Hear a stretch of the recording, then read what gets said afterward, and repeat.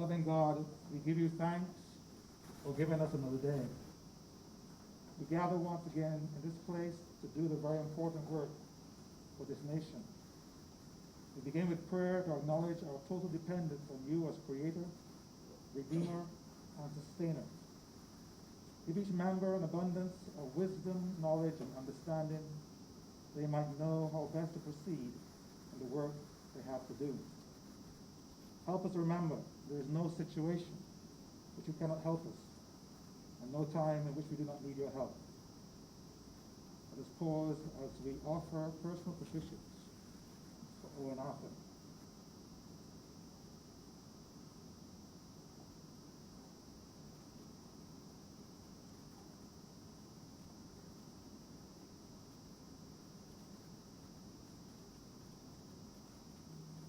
Grant us, O Lord, clarity of mind, such strength of will, such devotion of heart we may seek to do the things that please you through Jesus Christ our Lord.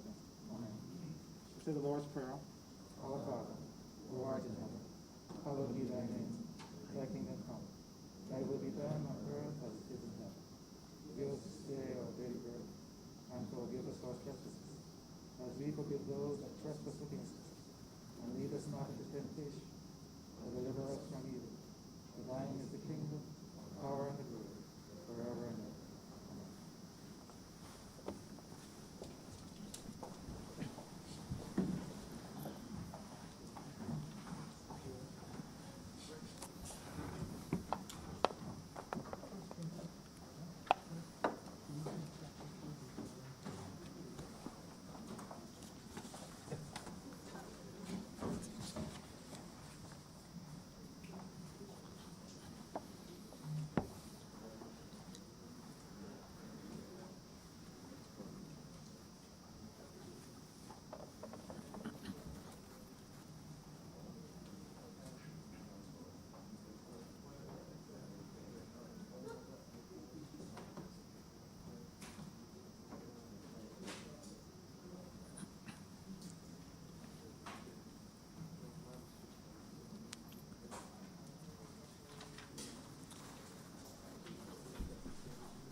This House is in session. Minutes of the meeting held on Monday.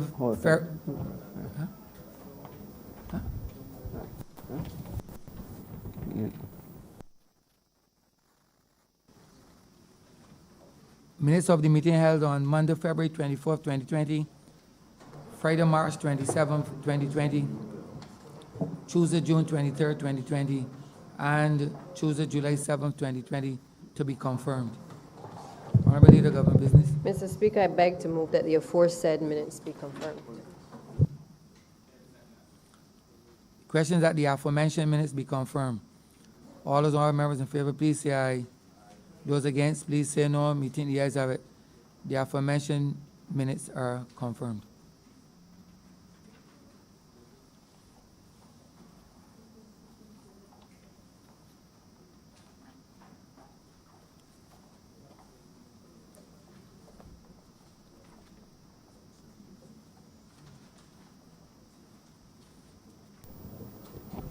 Announcements by Your Honor, the Speaker. Messages from Her Excellency, the Governor General. Petitions and papers.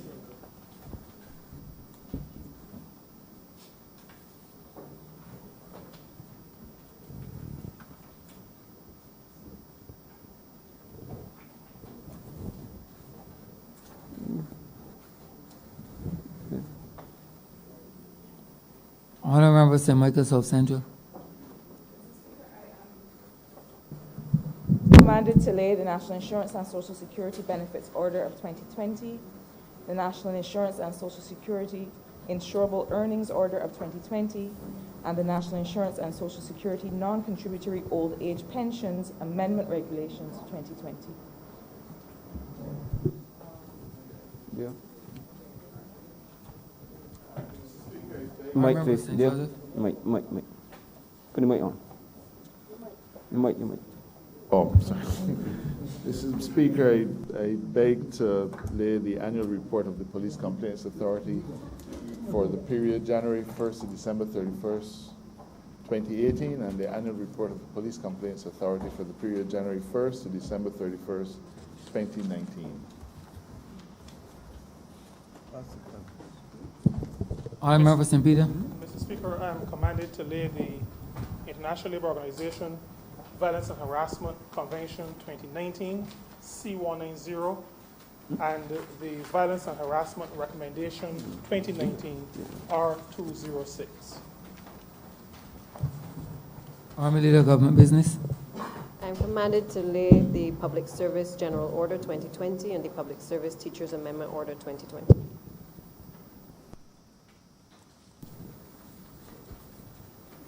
Government notices, private members' notices, notices of questions, reports from select committees, first readings of bills, statements by ministers, congratulatory and/or obituary speeches, personal explanations, motions for leave of absence, oral replies to questions, notices of motion for the adjournment of the House on matters of urgent public importance, orders of the day.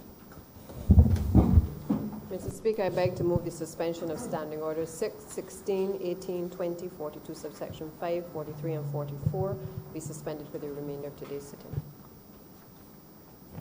Second, please. The question is that the aforementioned standing orders be suspended for the remainder of the day's sitting.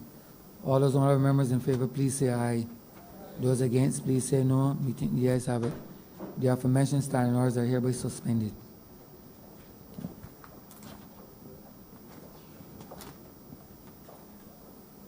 Government business, sir. Ready, sir? Government business is the order of the day. Order number 7, sir. In the name of the Honourable Prime Minister and Minister of Finance, to resume debate on the passing of a resolution to adopt the report of the Joint Select Committee on the Integrity and Public Life Bill 2018. Honourable Prime Minister.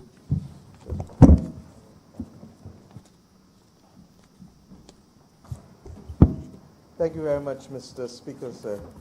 Mr. Speaker, sir, I rise this morning to bring to closure the debate on the Integrity and Public Life Bill. And may I say, Mr. Speaker, I had hoped to have done this earlier this year, but the intervening events of the pandemic have delayed us by a few months. But as we were all taught in primary school, the race is not for the swift, but for those who endure. And Mr. Speaker, we endure for those things that we feel strongly about. We endure for principle. We endure for principles that I have said continuously in public life only mean something when it is inconvenient to stand by them. And very often, Mr. Speaker, those things that mean something require of us conduct that breaks from the status quo, changes how we do things, changes how we relate to each other, changes how we order our affairs. And this integrity in public life coming to a parliament that is near 400 years old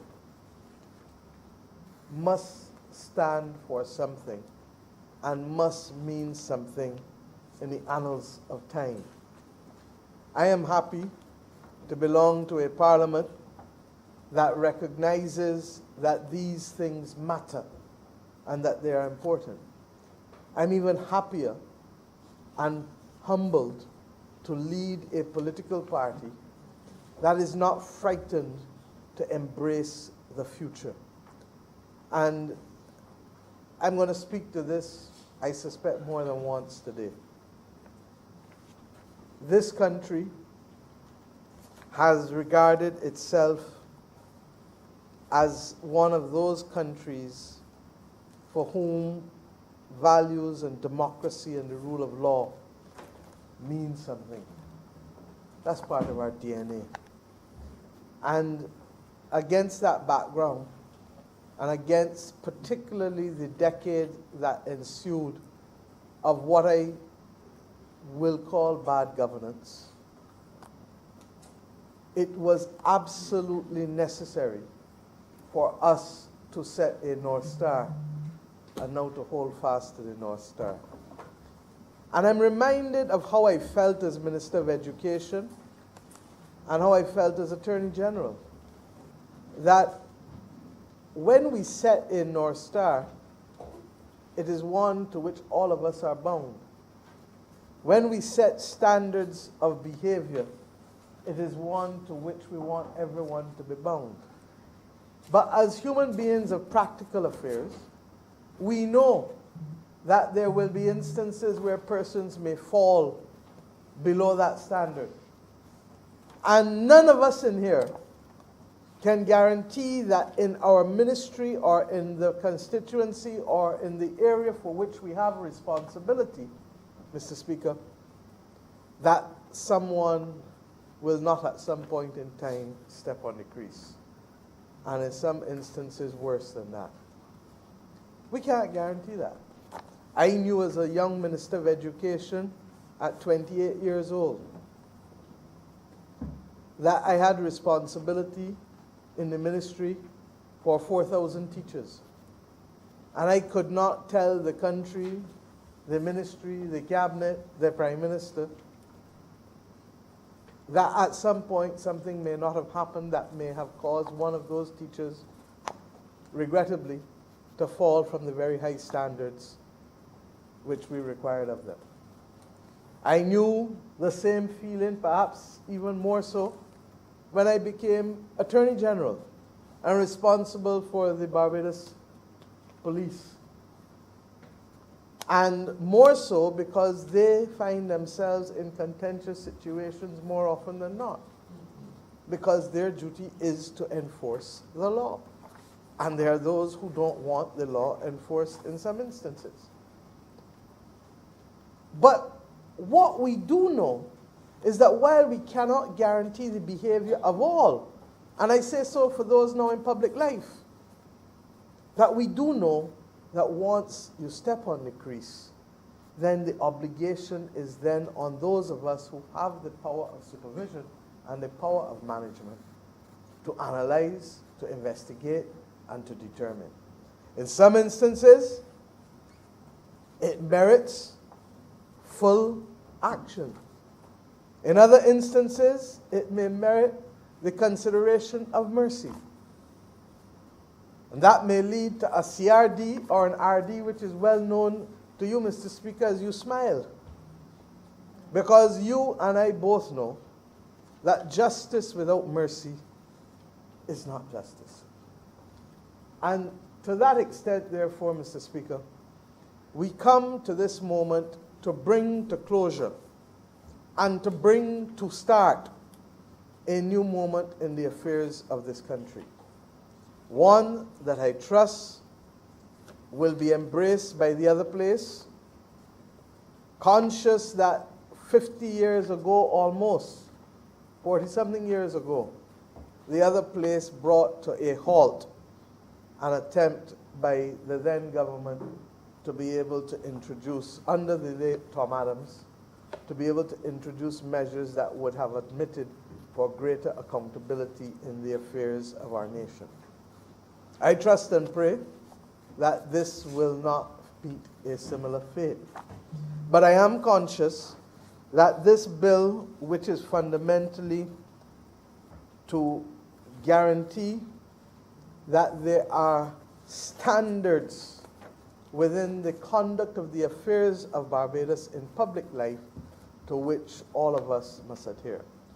Now, there may be some who will ask, well, why has it taken so long? Well, you know, principles only mean something when it is inconvenient to stand by them. And this government determined from the outset, even in the laying of this bill, that we were conscious that this would bind not just this administration, but future ones. And to that extent, we set this as a major piece of work to a joint select committee of both houses of Parliament. I am happy that the public of Barbados determined that this was of such import to them that there would be active engagement with the draft bill which was placed before this honorable chamber. And I am guided by the report and the fact that not only was there the commitment to have the Joint Select Committee, but if you cast your memories back, you would realize also that every single hearing was screened on television, was streamed on social media and the Parliament's website, and carried on radio, I believe, as well. We received, after advertising in the public and placing the bill on the website, in the post offices across the entire country, the government printing department, in the public libraries, and advertising through the traditional and electronic media and social media. And we went as far as issuing special invitations to persons, particularly all of the political parties and special interest organizations, and in particular, the former Chief Justice, Sir David Simmons, who was also former chairman of the Integrity Commission of the Turks and Caicos Islands, a head of management studies at the University of the West Indies, and a lecturer in governance and ethics, namely Dr. Fillmore Ali. Written submissions were received from the following organizations: Solutions Barbados, Mr. Philip Osborne, Integrity Group Barbados, Institute of Chartered Accountants of Barbados, the UN Office on Drugs and Crime of Barbados, the Men's Educational Support Association, otherwise known as MISA, Mr. Sam Lewis, the Office of the Ombudsman, the Democratic Labour Party, the New Barbados Kingdom Alliance, the United Progressive Party, Mr. Neville Graves, the Financial Intelligence Unit, Mr. R. Orlando Marvel, the Congress of Trade Unions and Staff Associations of Barbados, Mr. Peter Hunt, the Barbados Private Sector Association, and the Barbados Bar Association. And those submissions are contained in the report. Mr. Speaker, the report is 843 pages long. 843 pages long. Mr. Speaker, this is a government that is not only committed to consultation, this is a government that walks the walk and not just talks the talk. And Mr. Speaker, sir, I'm conscious that in all that we have done here, we have not only had the opportunity to speak to persons, but we've had the opportunity, Mr. Speaker, to also listen to people. And not just listen to the evidence, but in some instances also use the reality of judgments delivered elsewhere in the Commonwealth Caribbean to help guide our Parliament. I want to say, sir, that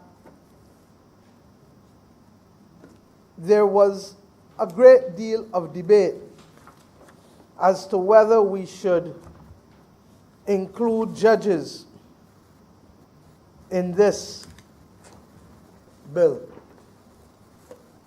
And as we bring this matter to closure, I'm conscious that while initially Sir David agreed that he saw no reason why they should be exempted in the legislation, I am told that subsequent deliberations of the committee and consultations with him and others have suggested that we will not include judges in this debate, in this bill.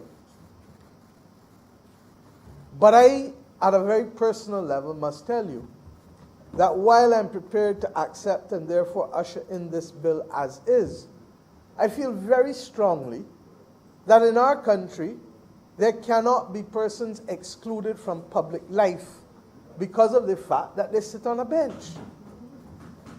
And therefore, I have asked the Honorable Attorney General to ensure that there is a special bill dedicated to judicial officers at the very high level, such that we can move forward, because this is a country that has a few things that I will come to speak to today that characterizes it. And one of those things is that we have learned the art in the post-colonial Barbados in particular to bring to bear that which kept us safe for centuries, that we share burdens and that we share benefits. And that this notion, in fact, that is why Barbadians are so hell-bent on social justice. And it's best captured in that wonderful Barbadian phrase, Kadir. And Kadir is the prelude to empathy. Kadir is the prelude to take notice that you really shouldn't be treating that person that so, or what has befallen that person should not have befallen that person. That is who we are. This is who we are. And to that extent, therefore, I accept the concerns. I accept that you cannot impose it on persons who are already on the bench, although I would like to think that they would want to volunteer their declaration of assets, recognizing that the country which they have the honor of serving is one that has this particular set of characteristics about it, and fairness and accountability and transparency are those things that we want to be able to do.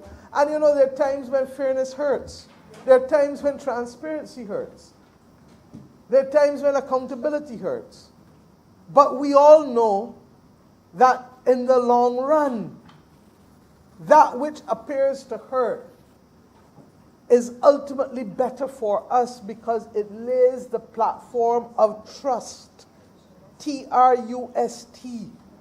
And trust is the most important virtue of human beings living in a collective. Because each human being has the agency of mind to think and do as they want. But how we relate to each other, when on a platform of trust, becomes a different set of relationships, potentially, because we give each other the benefit of the doubt. And it is in that delivery of the benefit of the doubt to the other person that we can invariably go longer, go stronger, go harder, go better. So, Mr. Speaker, I accept and do not want to delay the passage of this bill anymore, because the other persons to whom this bill applies in the schedule, get the schedule here, thanks, remain clear. All members of the House of Assembly and the Senate, all members of Cabinet, all permanent secretaries, all heads of department within the public service and holders of public office in the same grade as those with heads of department. Chairpersons of state-owned enterprises listed in Part 2. Chief executive officers, general managers, and other executive heads of state-owned enterprises listed in Part 2. Magistrates, directors of public prosecution, auditor general, members and senior officers of the commission. And the Part 2, Mr. Speaker, lists essentially 58 entities, and these are essentially ones that would have existed. There will be an amendment in committee because the National Productivity Council does not exist, and any other entities that no longer exist will be taken out, like the Barbados Tourism Product Authority, which will be taken out because that will no longer exist either very shortly at law. But for the most part, Mr. Speaker, these Part 2 enterprises speak to the state-owned enterprises, and it must, because when you look at the history of post-independence Caribbean, regrettably, the preponderance of corrupt concerns and activities have taken place more in the state-owned enterprises than even in central government. And it has largely been because of the fact that there has been a laxity, there has been a general absence of rigorous legislative support and oversight for state-owned enterprises from Bahamas in the north to Suriname and Guyana in the south, from Barbados in the east to Belize in the west. And we have now to recognize that in many instances, the absence of that oversight has led, Mr. Speaker, to fiscal difficulties, runaway fiscal madness in some instances. And we've seen it here in our own Barbados. We've seen it at the Barbados Water Authority. We've seen it at the Transport Board. We've seen it at the Caribbean Broadcasting Corporation. We've seen it at so many state-owned enterprises that we are still, the BAMC, we are trying to clean up now. And not just to clean up the governance, but as important, to clean up the fiscal recklessness, at the very least, that has come to be associated with too many of our state-owned enterprises. Mr. Speaker, I speak in these ways because there is an opportunity cost and there is a financial cost to corruption and to bad governance. Thank you. And we have, as a country, to come to terms with that.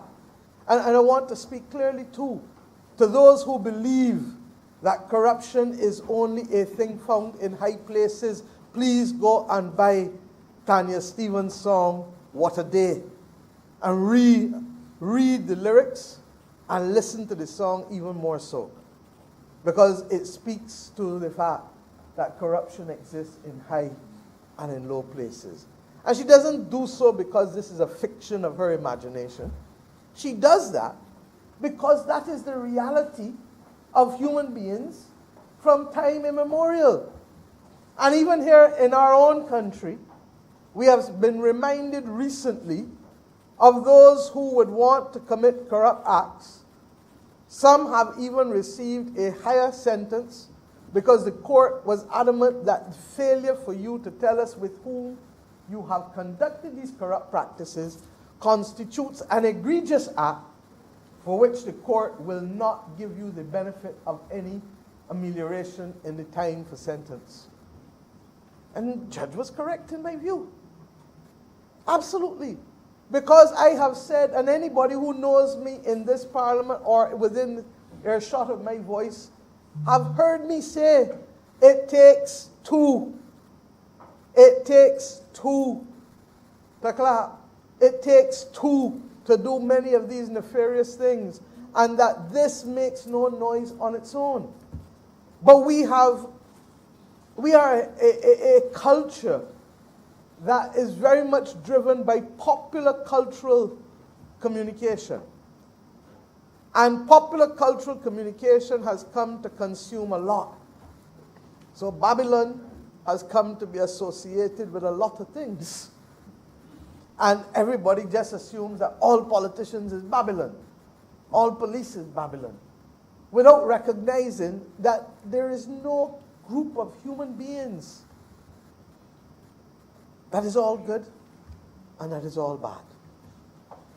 And that one of the secrets of maintaining a stable society is embracing, in my view, those values of a shared burden and a healthy respect for each and every individual, and treating people on merit, based on merit, not on the basis of categorization and demonization and all of those things.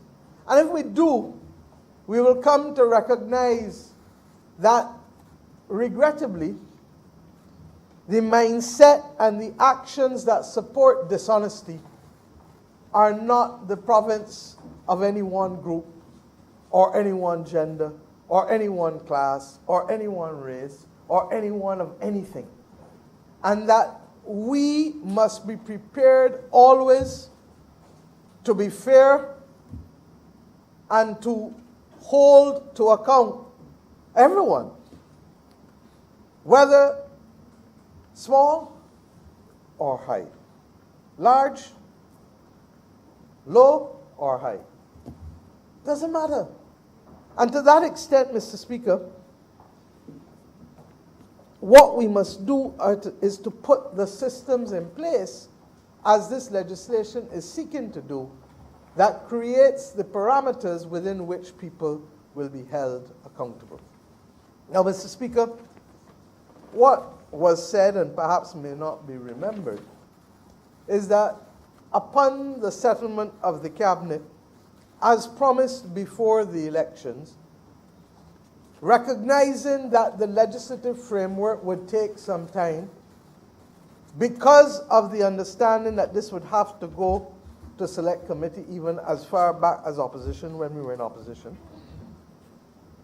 we took the decision, and my cabinet agreed as a condition of service, that they would all submit a declaration of assets confidentially to the cabinet secretary, who has held those declarations in a confidential file in a vault, to be handed over to the Integrity Commission once established. And therefore, at some point, and I'm being very straight, I expect probably in 2021, when this commission is fully up and running, because there are a number of things that will have to be done now once it passes the lower house. It has to be proclaimed. We have now to go through public education and public sensitization because of the scale of persons affected by this. And we shall do so in an orderly manner. But I want to also remind you that this is the government that passed the Public Financial Management Act as well. And the Public Financial Management Act imposes new standards and burdens on financial officers and chief executive officers that very much, while on a parallel track, meet and come together eventually with this same Integrity and Public Life Bill on the platform of values, and common intentions in terms of what both pieces of legislation are intended to achieve with respect to good governance. Mr. Speaker, sir, I don't intend to keep this chamber long this morning, because this work has been done. And this work has been done well. And I want to thank all members of the Joint Select Committee who served. The Honorable Attorney General, the member for St. John, the member for St. Thomas, the member for Christchurch East, the member for Christchurch South, the Honorable member for St. Michael West, the Honorable Leader of the Opposition. From the other place, the member for St. Peter, From the other place, the Honorable Senators who served, whose names I'm not allowed to call in here, but whose names are captured in this report.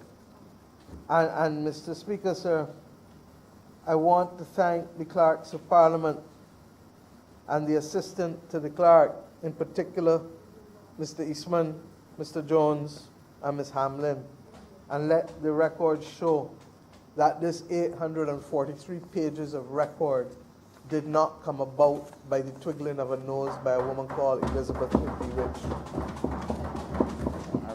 but it came about as a result of many, many, many, many hours of hard work in order to put this country at a different level with respect to good governance, with respect to expecting more from myself in the mirror and from each and every one of you. And if we start from the premise that this is asking of each of us to move to a different level, then we begin to understand that this is for the better.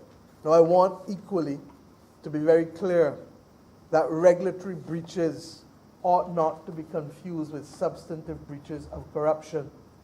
And regulatory breaches, for now, are intended to be covered by fines and penalties until such time as the Attorney General brings to this Parliament the paper on civil penalties, so that we can leave imprisonment for what imprisonment really ought to be left for, which is substantive breaches of the criminal law.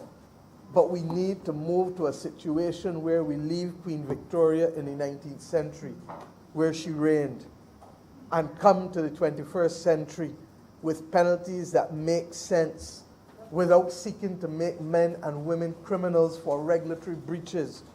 Men and women must pay a penalty for disorder. Men and women must pay a penalty for not doing the right thing. But I don't know that we want in this day and age to make people criminals for regulatory breaches, because it runs counter to the kind of society and the kind of opportunities that we want to be able to give our people in this country. I am conscious, Mr. Speaker, that today requires of me a number of speeches that will speak to the essence of who we are as a people.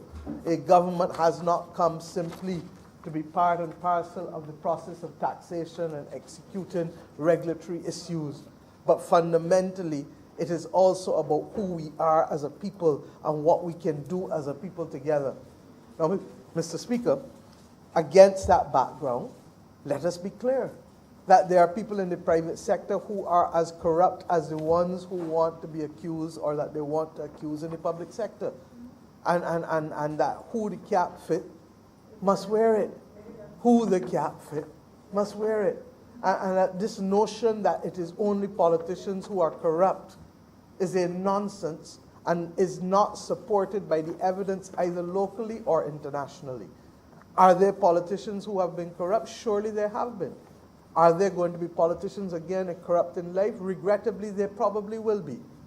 But are there other human beings in the private sector or other human beings at different stations in life who have chosen to try a thing and who believe that they are not doing anything wrong because they have not been caught? Let's get real. All of us in here know that attitude. I get away with it. I get through. Therefore, I mean, it's not a problem. Without recognizing that if everybody takes that get away with it, get through attitude, that the cumulative impact on what a government can then do, I would wish today that we would be in a position of not having to go and borrow as much money as we have to go and borrow for water mains and for augmentation of water if we had taken a different approach. I would wish that we were not in a position where we had to and could only buy 40-something of the electric buses because we didn't spend $28 million on transmissions over a 10-year period. And I'm not going to go any further because I believe that the Leader of the Opposition is doing his job, and thank you, sir, for doing it with respect to that matter in the Public Accounts Committee. Thank you. I would wish that I could go on a number of things throughout the history of this country. It didn't start now. And will we be able to remove it from the landscape? I hope so. But are we sanguine and practical enough to know that the battle against corruption is a hard battle? Because the first thing we have to stop is larceny in your heart. And when we stop with larceny in your heart, then the next thing we stop with is larceny in your hands. And why? Because all we do is unfair the next body, unfair our neighbor, unfair the next group of people who were hoping that this would be their point of salvation and their opportunity to get on the train and to move themselves out of poverty, to move themselves out of denial of opportunity, because there's a cost to all of these things. There's only a finite amount of money, and if you spend the money here supporting people who shouldn't be getting it, then you can't spend it here where you need to spend it to fix schools, to create opportunities and to buy equipment in the hospital, to do the things, to be able to expand how much we pay for pensions, how much we pay in benefits, how much we give to welfare. There's only one pot. And this is the kind of mature conversations. And then the other larceny in your heart is taken with the stealing of time, the stealing of other things that we know that if we want to be world class, that if we want to give ourselves the best chance to be insulated against the body blows of an international community that is not seeing us, not hearing us because we're just too small, and that we have to do the things to be able to merit and demand audience. If we want to do those things that can sustain the quality of life that we have become accustomed to and to carry it to a different level, then, my friends, we are in this family into conversation mode. This is family time, and this is time for talking. Because it is only when we talk as a family that we make sure that our members don't go out and embarrass us. And if they do go and embarrass us, it's either spiteful or they need help.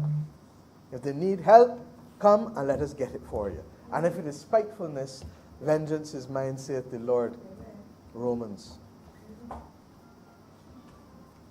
Mr. Speaker, I ask this honorable chamber, therefore, to let us move to a new chapter in the life and in the affairs of this nation. It is not going to be easy. It is not going to be comfortable. I give this country the assurance that when this bill passes, both houses, that there will be a period of gestation of 9 months in order to be able to ensure that we will train everyone who is likely to be affected by this bill. We will use that parallel period to also bring into function the commission in terms of the planning arrangements for it, such that when the proclamation for its actual application is made, and whether that comes on the 1st of March or 1st of April or 1st of May or 1st of June, whatever day, the reality is the country will be notified after we meet with Cabinet Office, after we meet with the Attorney General's chambers, after we meet with the Director of Finance and Economic Affairs and the Head of the Public Service, because I do not believe that we should hold people accountable without public education. It is, and while ignorance of the law is no excuse for lawyers, in the practical world of non-lawyers, ignorance of the law means a hell of a lot. It means you don't know the law. And that if told the law, you might well be prepared to put aside what you were planning to do. And I don't mean from the point of view of larceny, because if you got larceny in your heart, you got larceny in your heart. I mean from the point of view of complying with the declarations, ensuring that you do not find yourself in collision with this piece of legislation because it now imposes new standards and new obligations on a whole range of people, hundreds of people that hitherto would not have been subject to it. Everybody hears about the politicians. Everybody hears about the 30 of us in here. And possibly even they sometimes forget about the 21 in the Senate. They focus on the 30 in here. But the 30 in here cannot by themselves absolve this country of any of those things on its own. This is a societal issue. It is being borne and carried to the forward by the majority who are on the front lines of public life. But let us also get real. Every single politician in here, their family is now known as a political exposed person, otherwise called PEP.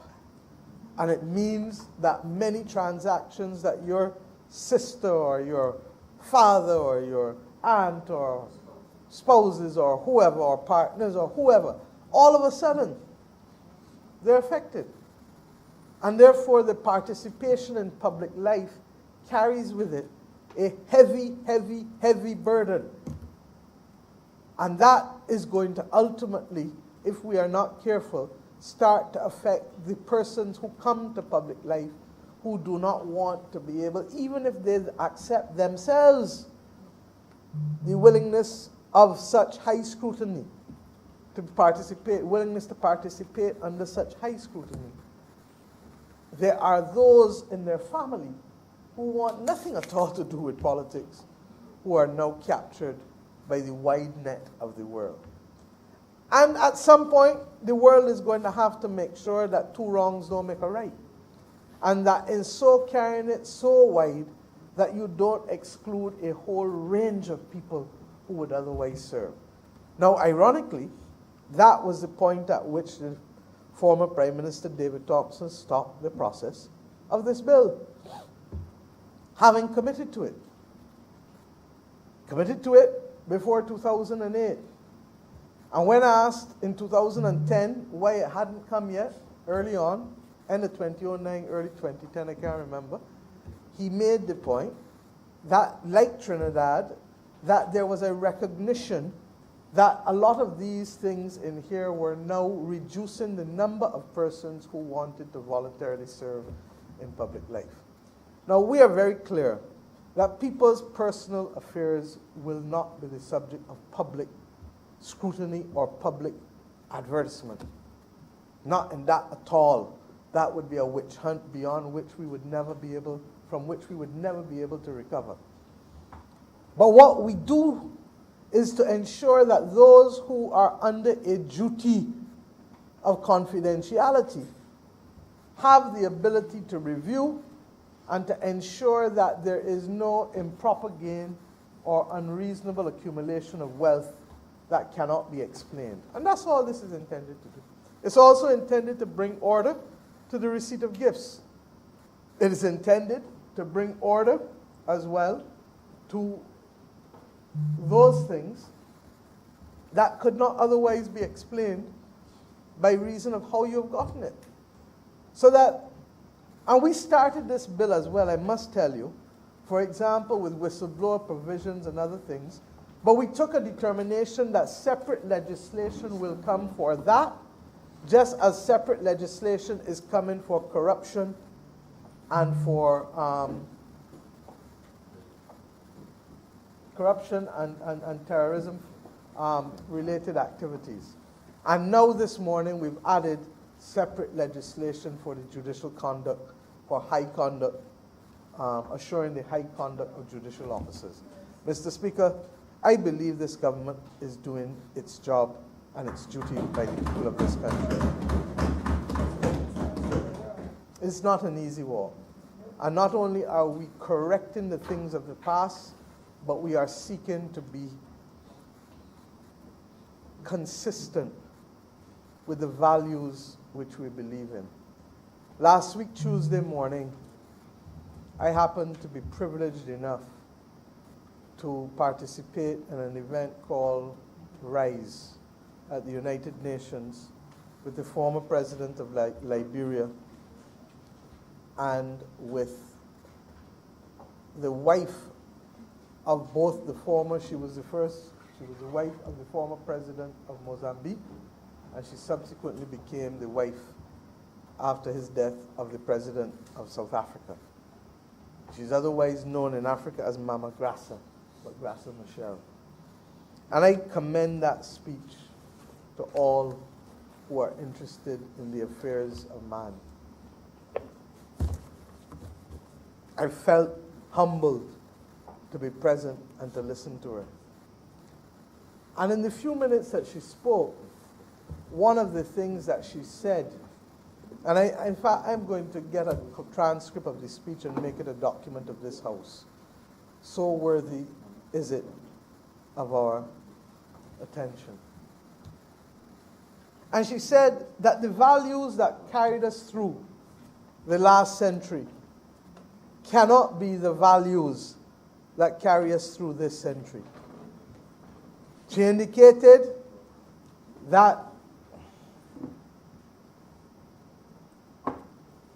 inequality is a man-made construct. Inequality is man-made, and we know it. And it's man-made because the choices that we make reinforce inequality or reverse inequality. And inequality requires resources to reverse it. And in the requirement of resources, we must shepherd that which we have appropriately by ensuring that a lot of it is not siphoned off, or none of it is siphoned off for the purposes for which it was not intended, the purposes for which it is against the law. And it is against that background, Mr. Speaker, that I therefore am assured that this government is doing the right thing in the passage of this bill. I thank all members as I close who allowed us to reach this point. And I say so conscious that in this small nation of ours, to have had the level of participation that this bill had, to have had the level of consideration that this bill had, it puts it in a unique space in the post-independence affairs of this nation with respect to the level and quality of consultation, but equally as important, with the changes that the government have taken on board to improve it in the same way, Mr. Speaker, that we did with the other things since coming to office, like the reform of our state-owned enterprises, when we had the large numbers of persons helping us with the determination in the summer of 2018 as to which enterprises are essential, highly desirable, or optional. Or as we did with the BOSS program, where we took an initial program put forward by the government and improved it considerably through consultation with the social partnership. Mr. Speaker, this is who we are. This is how we do our business.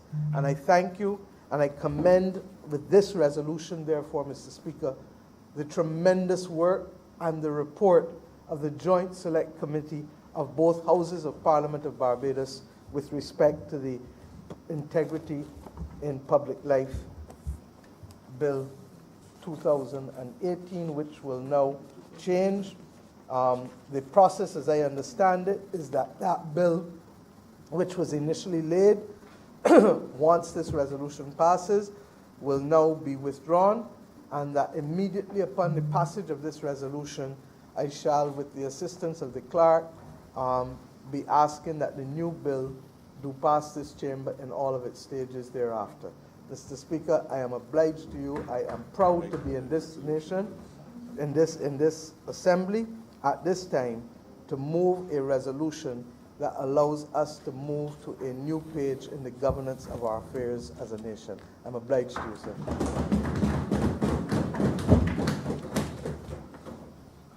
Yes.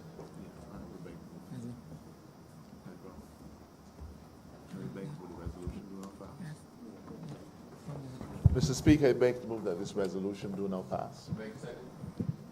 Question is that the aforementioned resolution be now passed.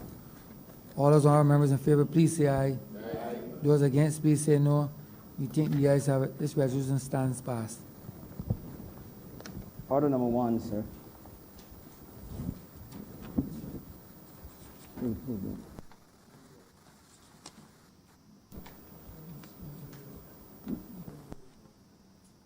What did he say? What did he say? What did he say? Order number 1, in the name of the Honorable Prime Minister, to resume debate on the second reading of the Integrity in Public Life Bill 2018. Honorable Prime Minister. Thank you. Mr. Speaker, there is no need for any substantive debate on this. All who have been following know that a report of 843 pages led to the production of this new bill, and to that extent I beg to move that this bill be now read a second time. I'm not sure whether... I remember for St. Michael West, did you have opposition? Was there a second to that? You seconded the bill? Was there a second to that? No. If there's a second to it, I will speak out.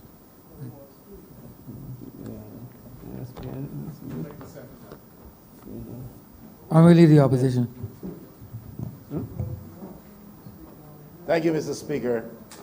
And just simply to say, if the bill is coming back here, and especially in such a large volume of words and pages, perhaps I should put on record I'm not absolutely comfortable with the fact that we will want to pass it today in all of its stages.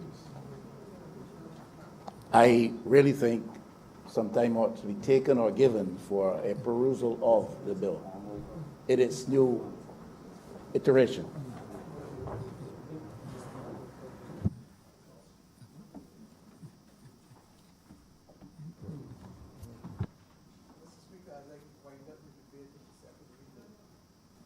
As I wind up the debate in the second reading, Mr. Speaker, I regret that the Honourable Leader of the Opposition feels that way, particularly since this report has been on the order paper of this House of Assembly. In fact, the last speeches were made in December last year or November last year. The last speeches were made more than 6-7 months ago.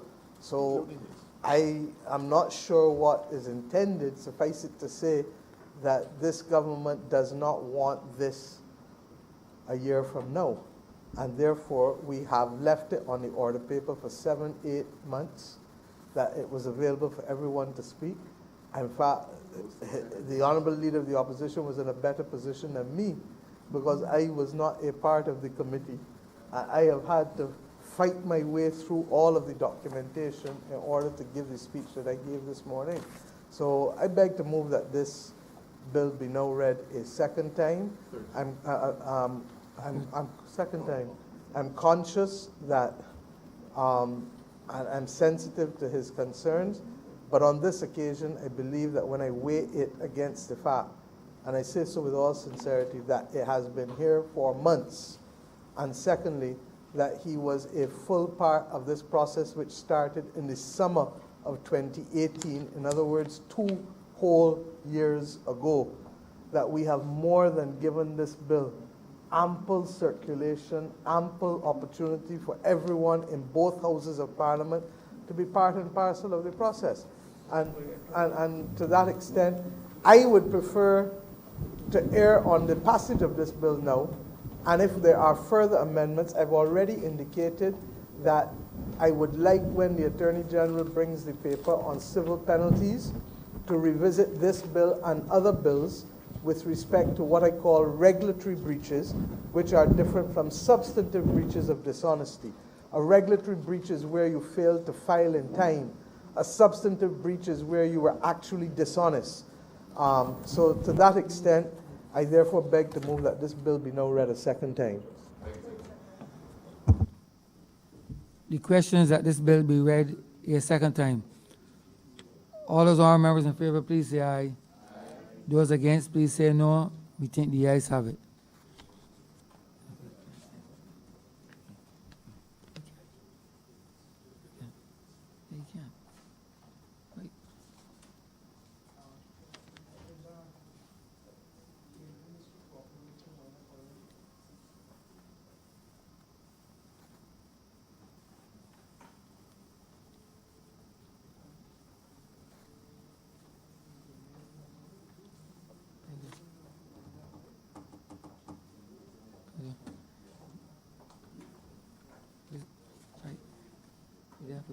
They don't go, she going to move it to read a third time. She doesn't have.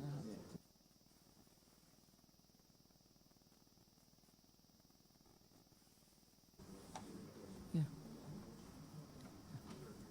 Third reading. You have to read. You have to.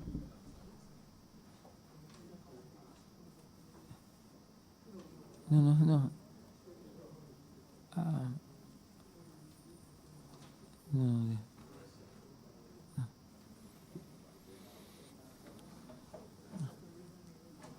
Right.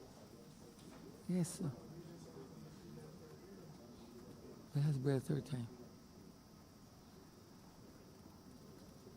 Right.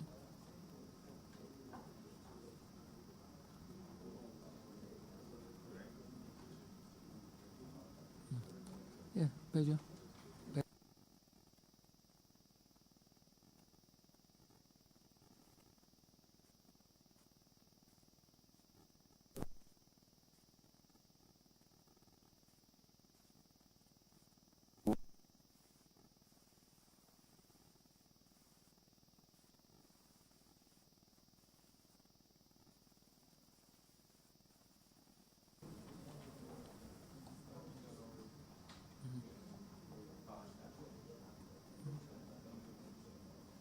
Okay.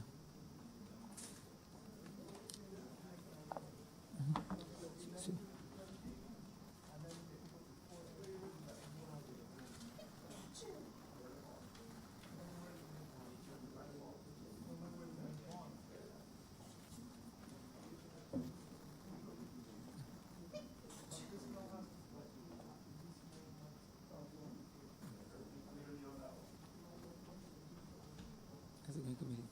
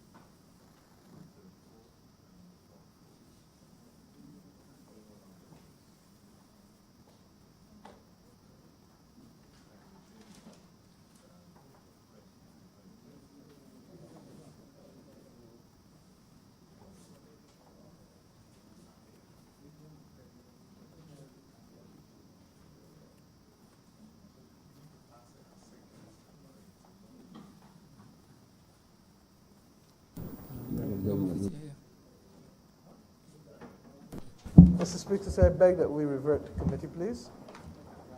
Beg to second that. You gotta leave it here. You gotta put it here, now you leave it here. You leave it here. Beg to move that you do now leave the chair and the House resolve itself into committee, sir.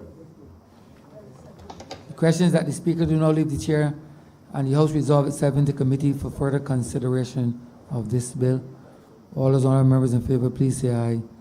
Those against, please say no. We think the ayes have it.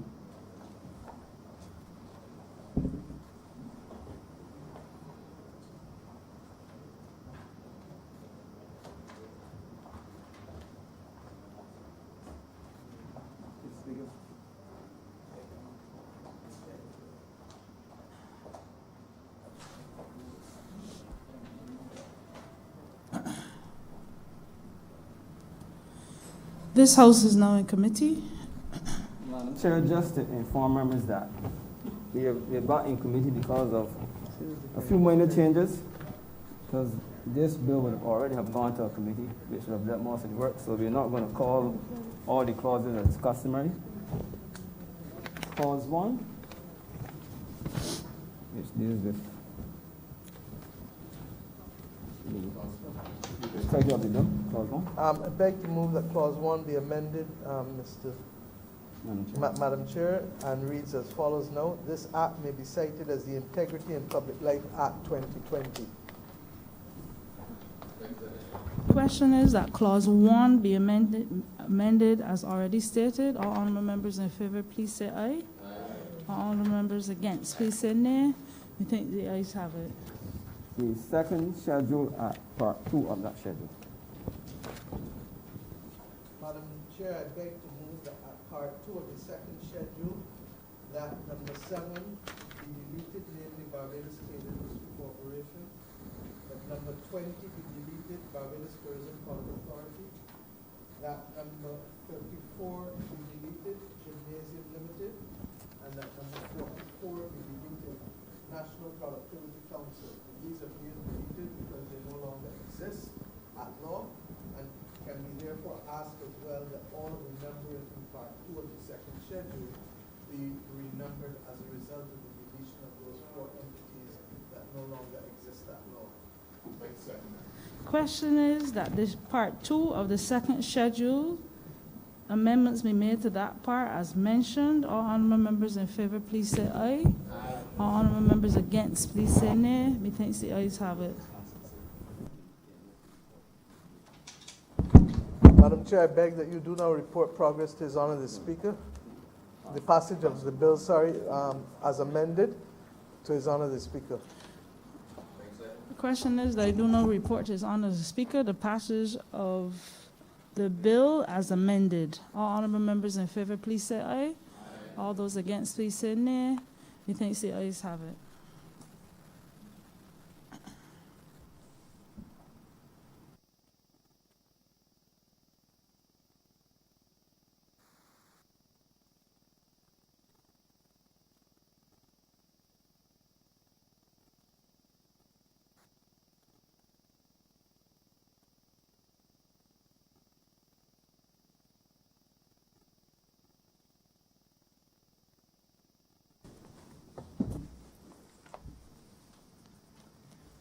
Chairman of committees has reported the passing of one bill with amendments.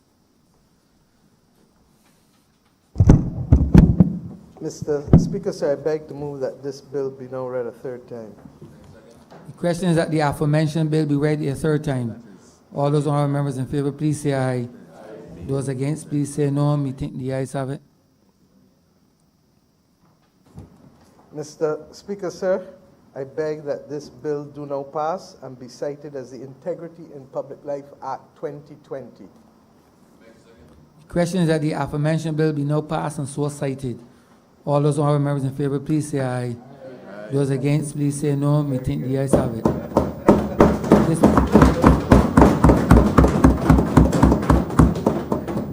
Mr. Speaker, this bill has to be passed in accordance with Section 49 of the Constitution. Therefore, we need to actually do a roll call and a voice vote. Marshal, we have a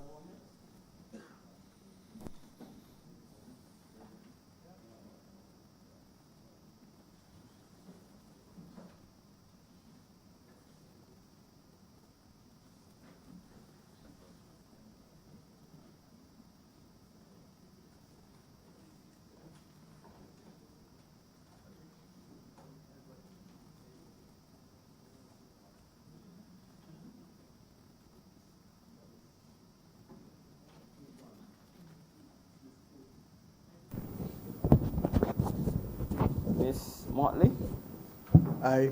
Mr. Marshall, Aye. Ms. Bradshaw, Aye.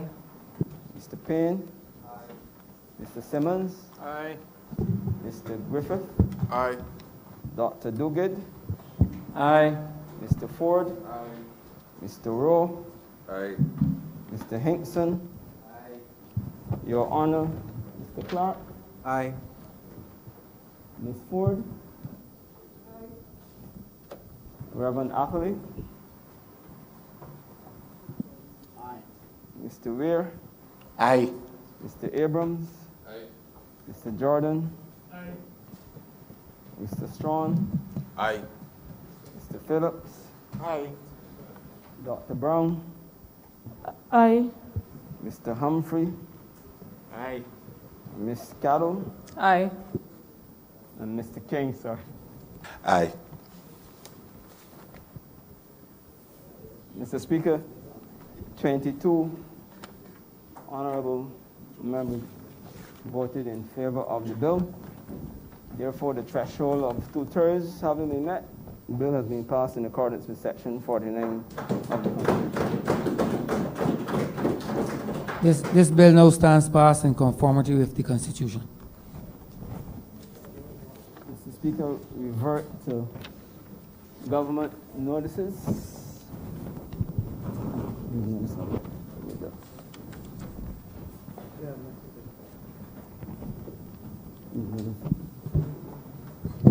Mr. Speaker, I beg to give notice of the Remote Employment Bill 2020.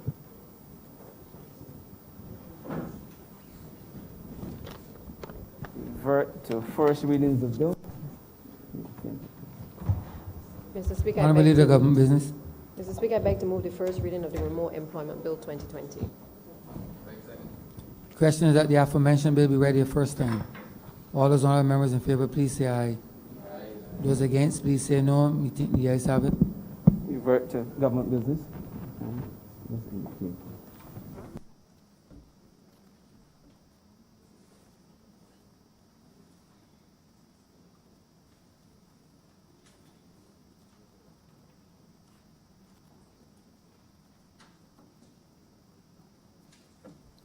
Honorable Leader of Government Business. Thank you, Mr. Speaker. You will see on the order paper, this bill is listed as order number 16. I beg to move that this bill now be substituted with order number 19. The question is that order number 16 be substituted for order number 19. All those honorable members in favor, please say aye. Those against, please say no. Meeting the ayes have it.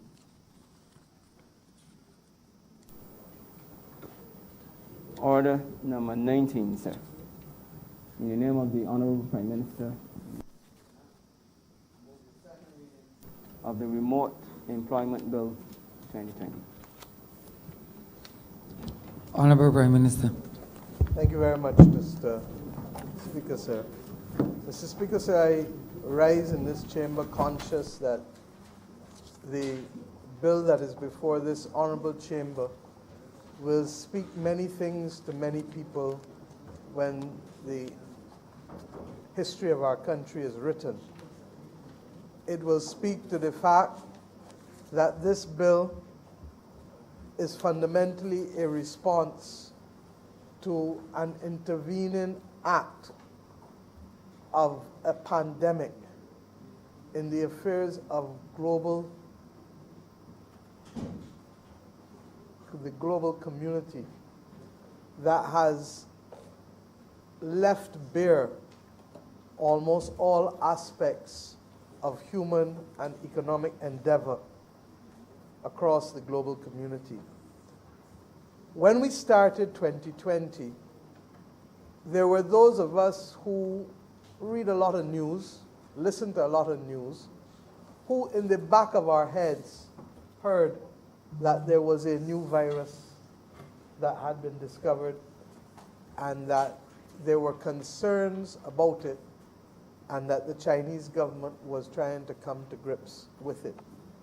As we got more into January 2020, it became clear the virulent strain of this particular form of coronavirus. And even as we speak some 7 months later, we are still learning about its characteristics, and regrettably, we are seeing before us its streak of destruction, from lives to families to livelihoods to nations to companies to communities. You know, as students in school, we read about the plague, the bubonic plague. We read about the Spanish flu. We read about these things that just decimated communities. But little did we know that we were going to watch it unfold before our very eyes. You know, every time I look at that screen on television,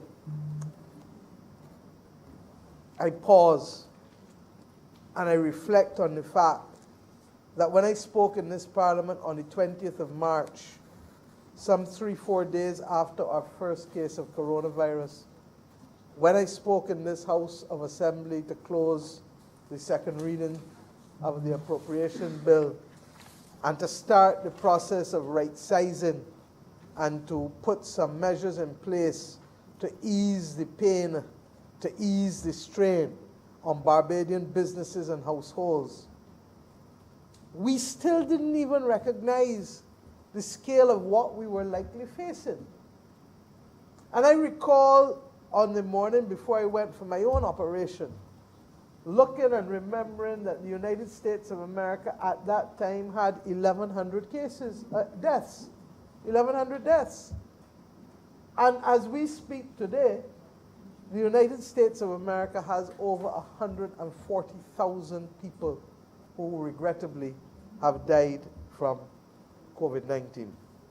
And we too, in Barbados, are reflective of the fact that we've probably had more Barbadians die outside of Barbados than we've had die within Barbados from this pandemic. So I don't need to go any further with respect to that aspect of it. The other thing is that the economic implosion because you can't call it a recession, but the economic implosion that is taking place globally as a result of the impact of restricted movement and curfews and the cessation of air travel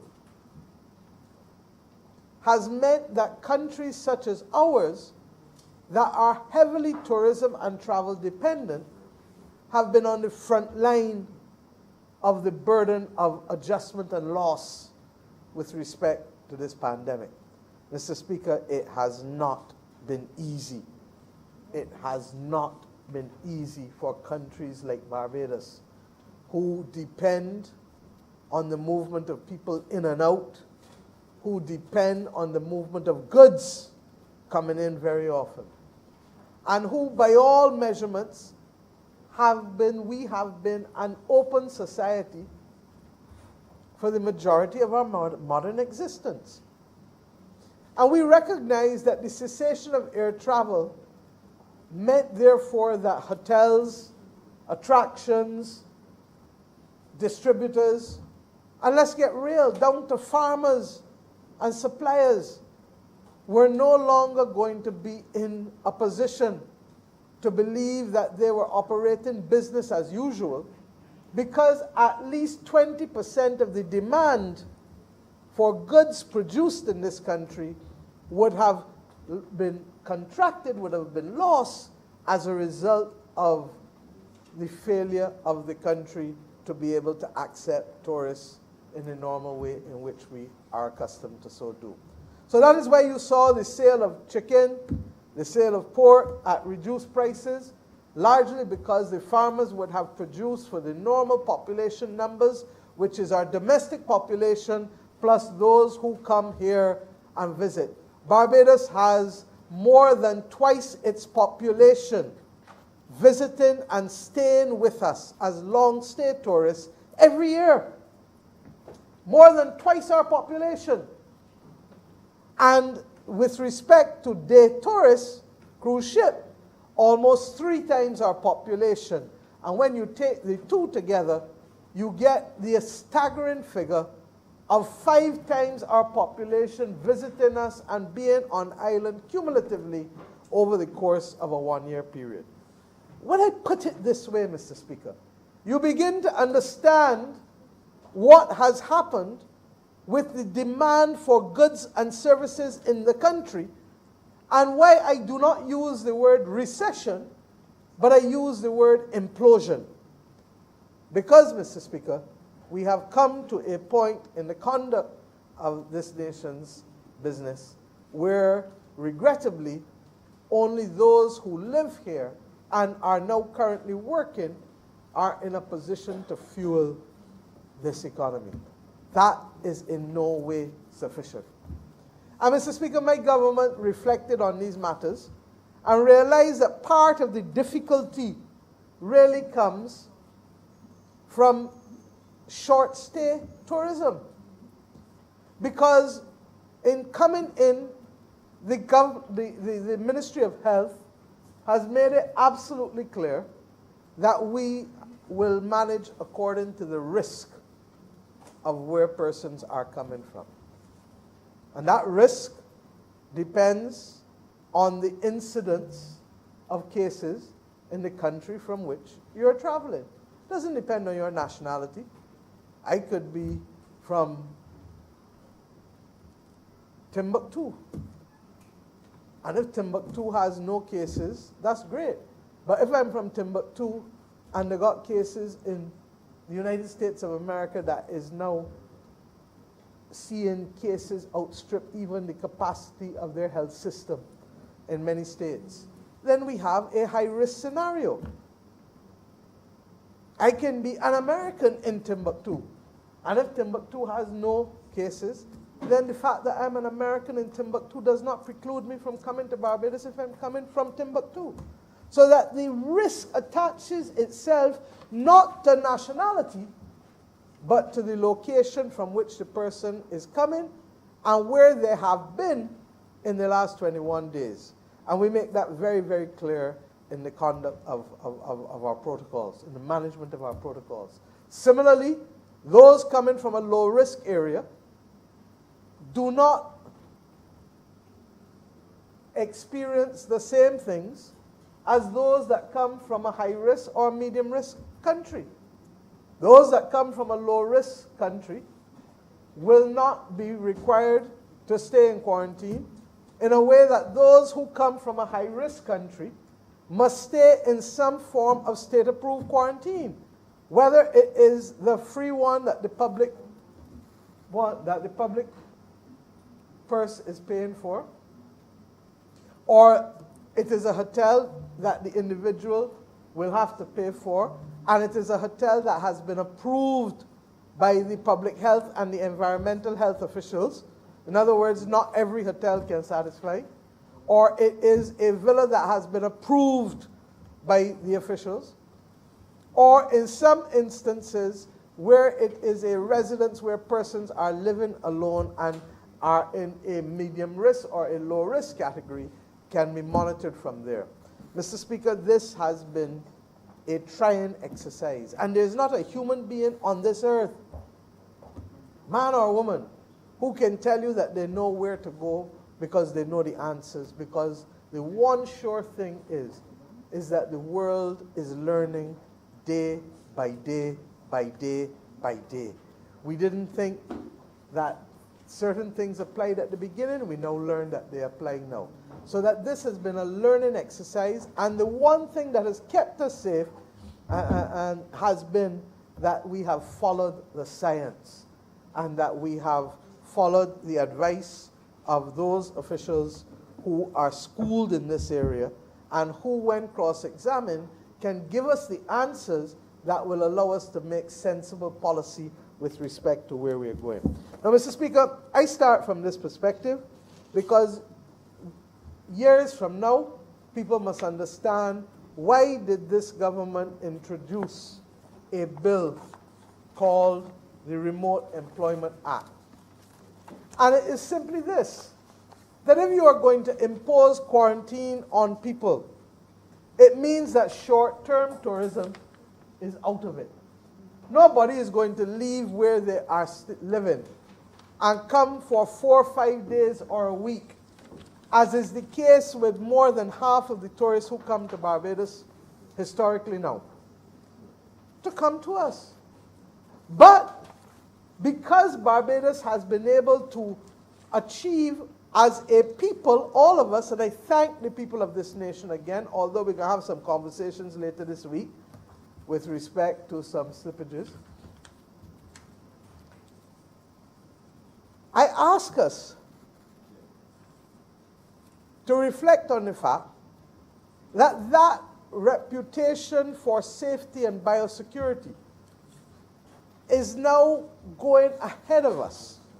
And that already in the last few months, Mr. Speaker, there were a number of people who chose to sit out the pandemic in Barbados because they felt safer.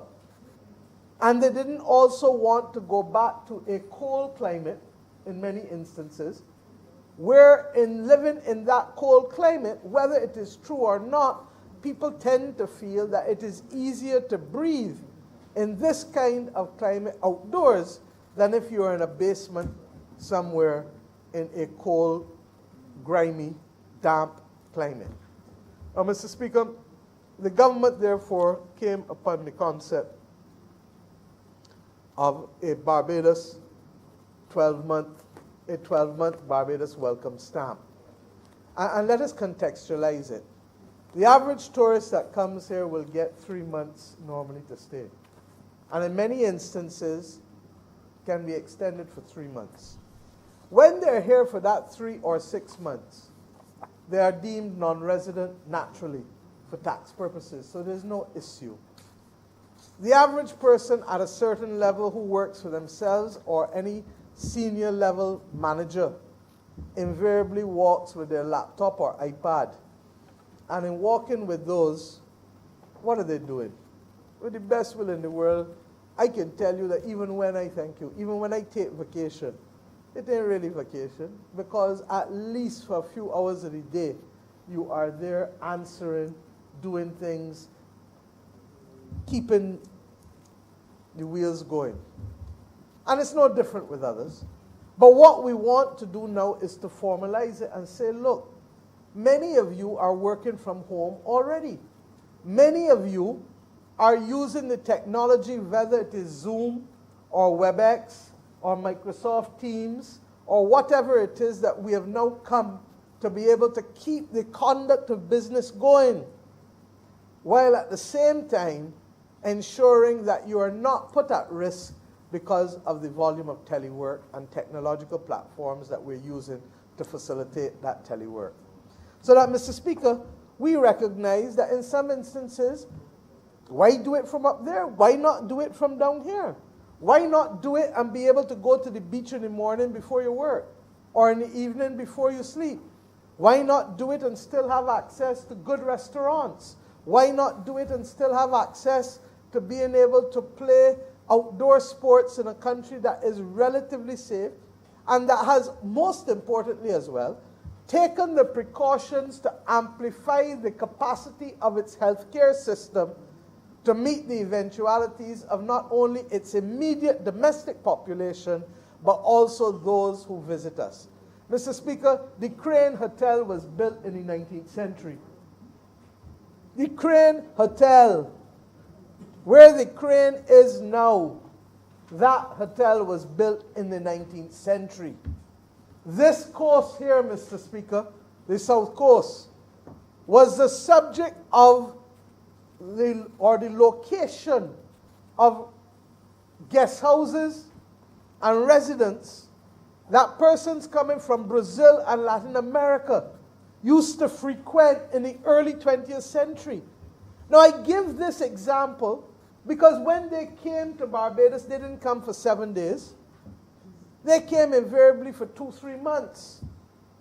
And those who throughout the years would be coming to Barbados for our climate also came for long periods of time. We take pride in carrying people to George Washington House and reflecting on the fact that the only country in the world that George Washington visited outside of his own was Barbados, because he had to bring his brother here because his brother had respiratory problems, and Barbados's climate was perfect for them to recuperate, for the brother to recuperate from his respiratory problems. It is of note that when he wrote back to his family and friends in the United States of America, I'm told that he spoke about how progressive and modern Barbados was in that day and age. And we all know that it was largely because, yes, they had theater here. Why? Because the British had a plantocracy that was resident in this country. That the British had great houses and all of the amenities that go with those great houses and all of the things to keep them comfortable. And hence, Barbados, even though it was practicing the institution of slavery, was allowing and admitting for a form of entertainment and livelihood for others, as if it was right to have two different categories of human beings in the one same space. Today we would say we cannot breathe. We could not breathe. Unfortunately, fortunately, the actions of substantive generations to fight what was clearly a wrong thing. And in this chamber, in the last few speeches, I've had to speak to it over and over and over. Because what COVID has done has been to lay bare, as the Secretary General of the United Nations said this weekend in his Nelson Mandela speech, lay bare all of the inequities and all of the fragilities of human life and human endeavor as a result of this thing called COVID-19. And it goes further. It was as if, as he said, you use an X-ray machine, and the X-ray machine has literally shown you all of the fragilities of the society in the most blatant of ways. And we know it. Where there was poverty, it seems to be greater than it was. Where there was discrimination, it seems to be more egregious than it ever seemed. Where there was weakness, it seems to be more frail than it ever was. And it has brought us to a point in human existence where we are not only counting the cost of COVID, we are learning the worth and value of COVID. The worth and value of COVID taught us that families matter. COVID has taught us that relationships matter. It has taught us that work relationships and work itself matters. Matters for mental wellness, not just physical support. It has taught us that communities matter. It has taught us that relationships between countries matter. That the notion that there can be one set of countries left to suck salt and not be able to access medication, not be able to access the people's vaccine, is something that in the 75th year after we have established the United Nations, we have to ask ourselves, is this the world that was intended to be when we created the United Nations 75 years ago, to give people opportunity and to remove all of the scourges of discrimination from us? Is this the world that we now have? And if it is not, what will we do? Recognizing that inequality is man-made, recognizing that environmental degradation is man-made, recognizing that how we treat to our families, how we treat to labor, how we treat to relationships lies within our power. And Mr. Speaker, I am heartened by the response, the overwhelming response that the global community has given Barbados and Barbadians on the launch of this 12-month welcome stamp. It was almost as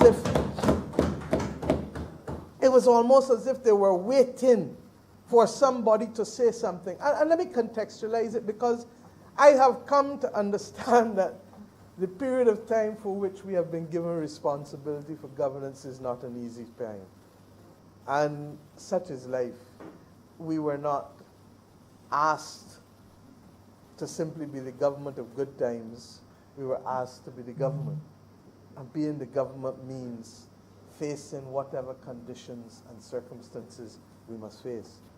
And it is against that background, sir, that when asked in March what would be our stance to people who were helpless or voiceless, that this country took a determination and made a determination, and I want to commend all around us, members of Parliament, members of the national community, that when we said to the people who were stranded on the cruise ships and when they had nowhere to turn to and no one to turn to, and when they showed up and showed us all of the ports that said no entry, that we said, come, we know better. We're not that kind of person. We know better. We will put arrangements in place to guarantee their safety, but to guarantee the safety equally of our citizens. And over the course of the last few months, Mr. Speaker, I am happy to lead a nation that has been responsible for the repatriation of more than 21,000 human beings from cruise ships to the countries from which they have come. And if you know what it is to move 21,000 people, you will understand why I want to strongly commend the Bridgetown Port, the Ministry of Maritime Affairs, the Minister, the Chairman, and all of the others who would have worked with the port agents, the ship agents, the people at immigration, the people at Port Health, the people at the security, customs guards, customs, all of the various people, the people at air traffic control, the people, nurses who had to help in some instances, and Port Health doctors to take samples. I want to thank and commend all of you, because we have shown what it is to be mature and to be able to do the right thing by ourselves, first and foremost, because we must always be able to look in the mirror and love who we see.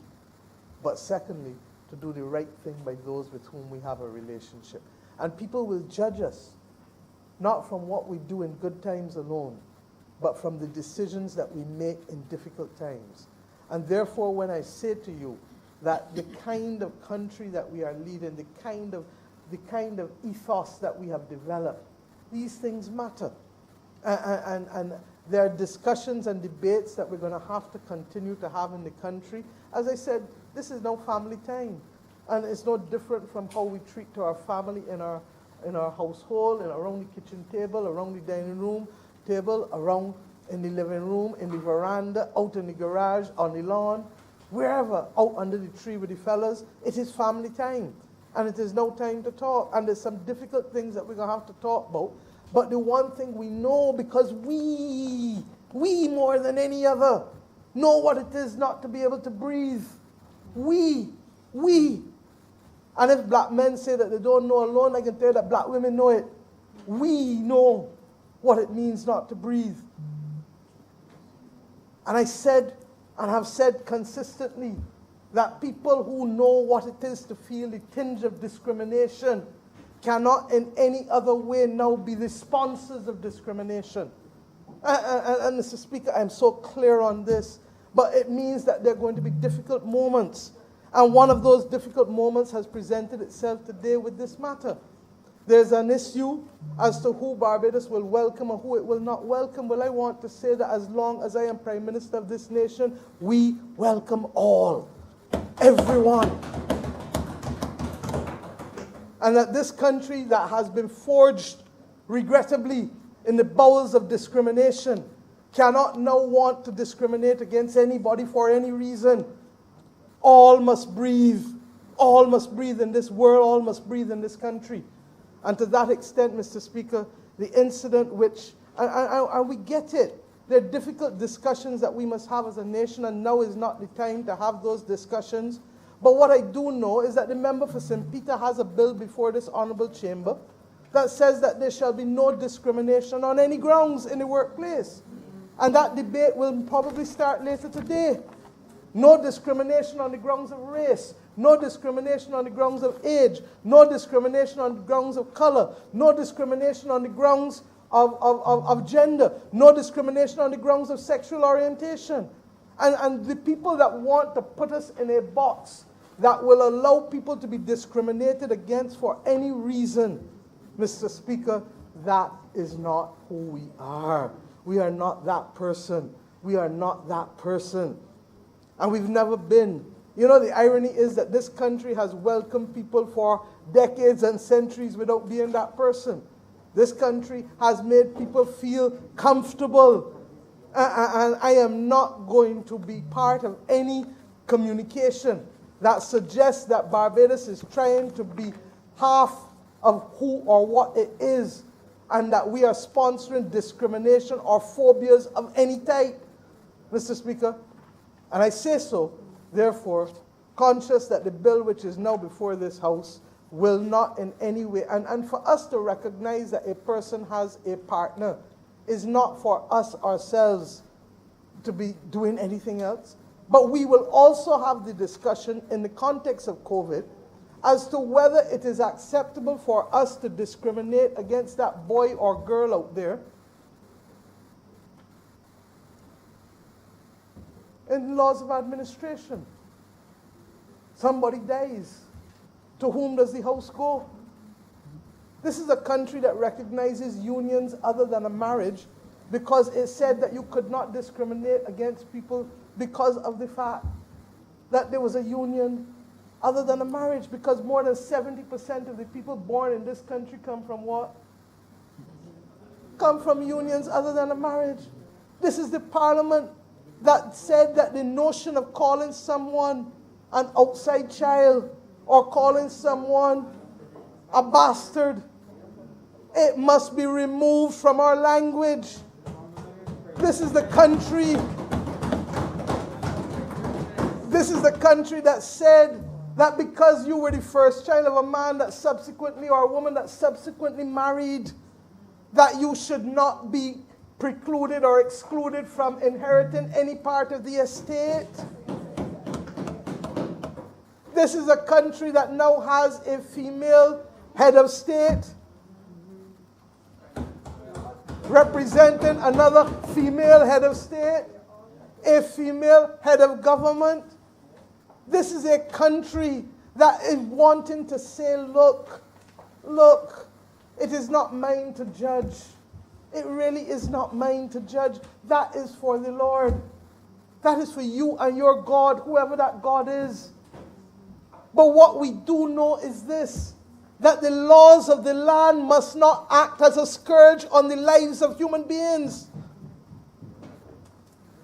The laws of this land must not act as an inhibitor to opportunity for our citizens. We are going to bury next week a man of distinguished and impeccable capacity, a man whose talents are recognized globally, but who, when he was born, did not have any claim to any particular station in life. Are we now to say that he is not and was not to have been welcome in certain places because of the color of his skin or because of the absence of pedigree according to class by those who feel that they are landed gentry? What would have happened to the world if we didn't have Everton Weeks? What would happen to the world if they lost the genius of Sir Garfield Sobers, our national hero, because of the station of his birth? Or Rihanna, who grew up in Westbury Road? Let us get real. And I pray things happen for a reason. The world is finding itself coming to grips with this issue of discrimination because of the horror of the knees of a man on the neck of another man. And I deliberately put it that way because I didn't say the knees of a black man or a white man or the neck of a black man or a white man. Because once I say the knees of a man on the neck of a man, all of us know instinctively it is wrong. It is wrong. And